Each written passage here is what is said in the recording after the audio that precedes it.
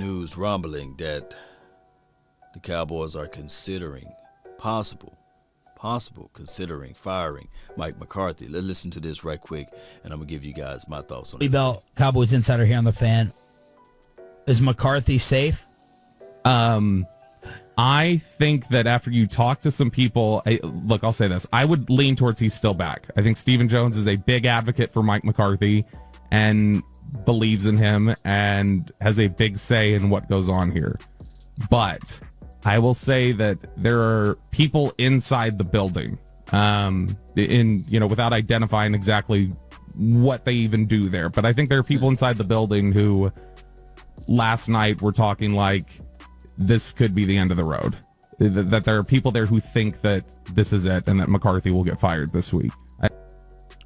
Wow.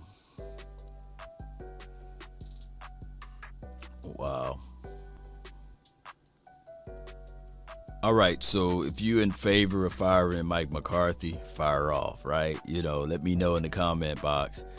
Also, this game, playoff game, we weren't ready. Dak Prescott, he wasn't ready. The offensive line, man, they played like what's on the bottom of most people's feet. Couldn't get things going. And the situation with the issues of not being on the same page as far as rhythm wasn't there. Now, one can argue that Kellen Moore got his hands in it as well. But Dak Prescott, he got to play better, baby. That's just the bottom line. And what a lot of people are looking at it like this. Look, Dak, you got paid the money now. It's time to put up or shut up. Nobody's looking for any of those excuses that you used before in the past, regardless of the situation, regardless of what Kellen Moore did, or regardless of what Mike McCarthy is coaching out there. You got to deliver. When the receiver is open, you got to hit them. You can't hesitate. You can't hold on to the ball. You got to execute your plays. And with the longitude and latitude that you got, you're the leader of this team. If it's a play that you feel that will not work, audible out of it. You can't fall like this, man. And so the onus is going to be on you regardless, because at the end of the day, you get all of the credit when you win, and quite sure you're going to get all of this credit when you lose. But listen more to what they have to say. I think that there's a lot of disappointment in the building about how Kellen did things in the second half of the season, and how he was unable to respond to some of the issues with the two high safeties. But I think that if this job came open and you offered it to Dan Quinn, I think that he'd say, sorry, Denver, I'm sticking here in Dallas and I'm taking this job. But I know that there's a sense from more than one person. It's multiple people there who think it's a real possibility that Mike McCarthy gets fired this week. Wow. That's deep. Cowboys got a lot of homework to do during this offseason. Number one, you got to figure out a way to resolve this issue with Dak Prescott. The fan base is torn right down the middle. Some believe that he can take this team to the promised land, and some believe no, this is not going to happen. The way he's playing, it will never happen. Now, I'm with the belief, I said it last night, stop worrying about who's elite and who's not. Formulate a plan of a scheme to put things around said quarterback, whether it be running the rock in an efficient way so that you can put him in proper situations as it relates to play action. That's what he thrives off of. And on top of that, with favorable looks as it relates to getting in rhythm. Now, we didn't see none of that. And, of course, he's not faultless when I say those things. That's just the reality of it. Now, you can go with the turn and burn situation of getting rid of him, but who are you going to bring in? And how are you going to move with that? That's also a process and a procedure that you have to make sure that if you're going to pull that trigger, you better make sure you pull it the right way. That's all I'm saying when you talking about Rain Dakota Prescott. Now, Here's another thing that the Cowboys must do if they planning on keeping Dak Prescott. Hear me out. Don't shank me with the butter knife. Don't crucify me, and don't falsely say that I'm fraudulent when I say this. You're going to have an alpha male mentality, somebody to come in and absolutely say this. Hold Dak Prescott accountable, and himself, he got to hold himself accountable too. So when you lose out like on a John Kitna, y'all remember him, who held Dak Prescott accountable on the third step, on your 3-step drop, the ball got to get out. It's no, hey, I was trying to make an extra play type of groove. No, you got to hold Dak Prescott accountable. I believe that the coaching staff, and I'm not trying to call these guys beta, but that's what the energy that they're giving off.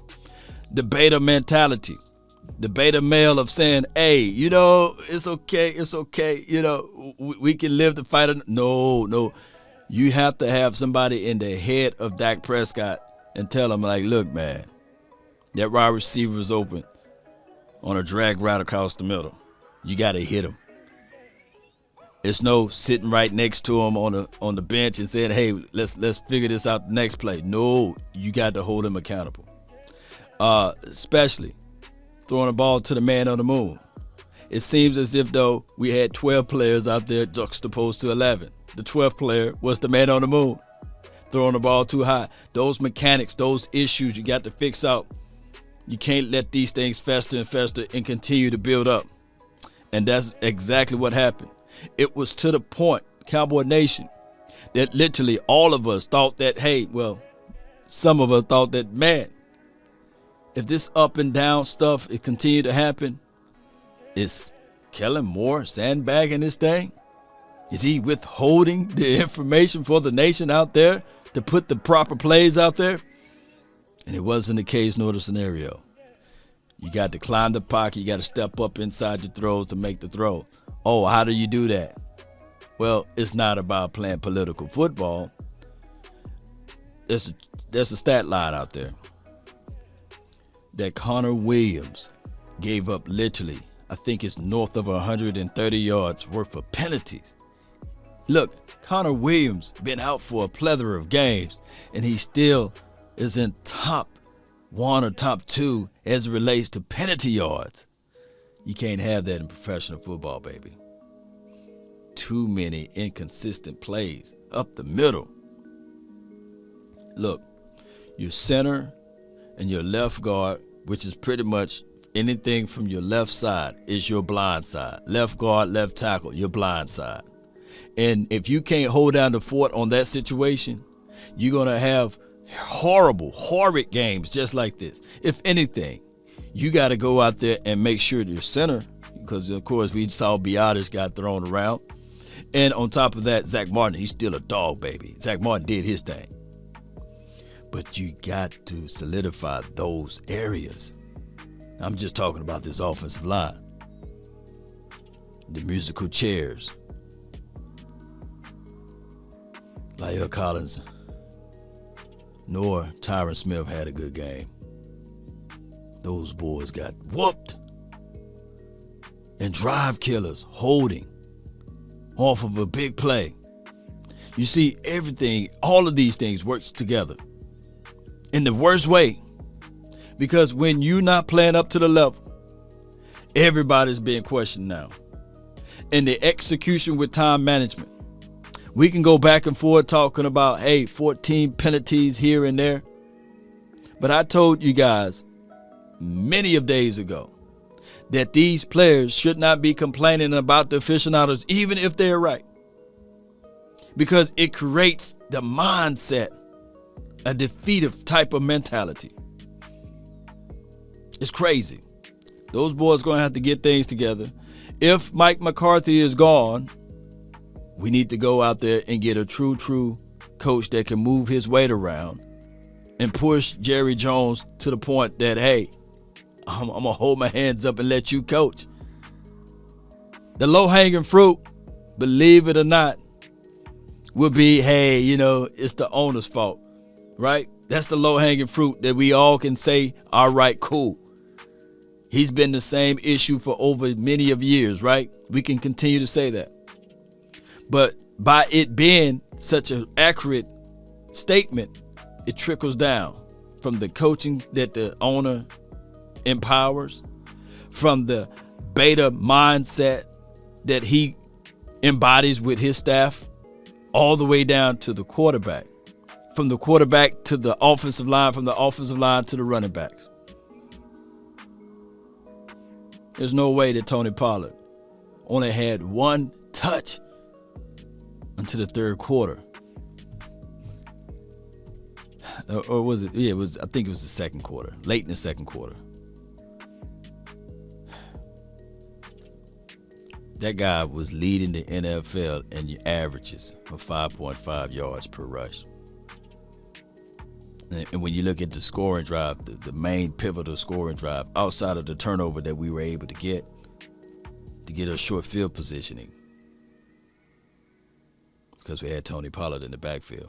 I love Ezekiel Elliott, but just like we looking at Dak Prescott with these issues, especially that costly interception, man, come on, Dak Prescott, you can't throw that one. Costly interception. Pretty much. If anybody say, hey, man, I lost the game, not the officials holding on to the ball forever with the delay of time or what have you, especially on the last time, was it ticking off with 1 second left on the clock and hoping that we get a play to go. But we were already defeated before that time frame happened. On top of that, for us going for it on fourth down to ultimately get it, and then we playing musical chairs with that, do we continue to run the clock, or do we change, do we make the substitution? And forgetting with our mindset, if you make a substitution, you got to honor the opposing team to make theirs. Mindset. And then you get a delay of game, 5 yards back, and then you go ahead and you kick the field goal anyhow. It's a recipe for a disaster. Total chaos that's going on in Cowboys land. And people are profiting off of the failures of the Cowboys. They're laughing, they mocking us. Same old Cowboys, and we will not be able to resolve this into the year 2023, because we can go all through draft, get that high love from the draft, we can get that high feeling from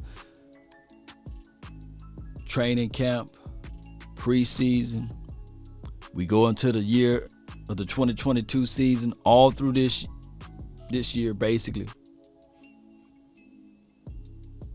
We can defeat and beat down everybody in our division. But people gonna be still asking, can the Cowboys win a playoff game? They won and done. Right? 12-5, yeah, that was cool and all. But it felt like 5-12 on the way we went back and forth with each other. So next year, the bar is going to be raised even more. But 13-4,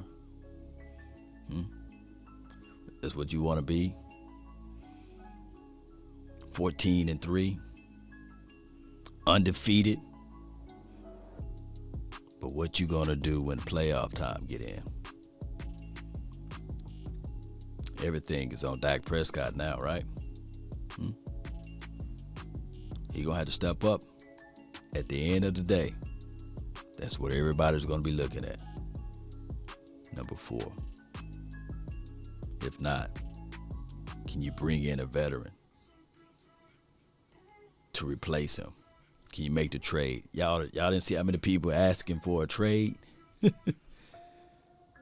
Can you bring in Russell? Can you do something crazy and move some stuff around and bring in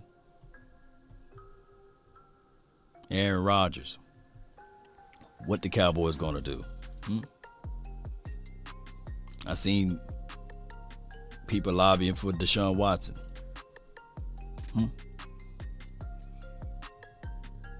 We'll find out, Cowboy Nation. Post me your thoughts, post me your concerns down below. And also let me know if that's the situation with Mike McCarthy Who will be your guy to bring in? Will they go with the philosophy, and I don't know how this thing will work, but will they go with the philosophy of saying, okay, fire Mike McCarthy, elevate Kellen Moore, and keep Dan Quinn?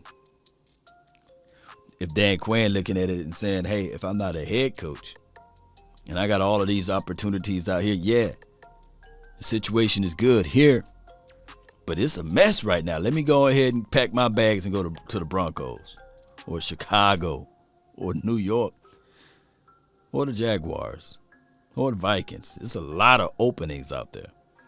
The Dolphins, I believe, they got an opening. Miami, yeah. A lot of openings, a lot of opportunities. That's been my time. I really thank you all for yours. And remember, you're listening to nothing but the best. At the end of the day, still go Cowboys. To the day I die. Salute.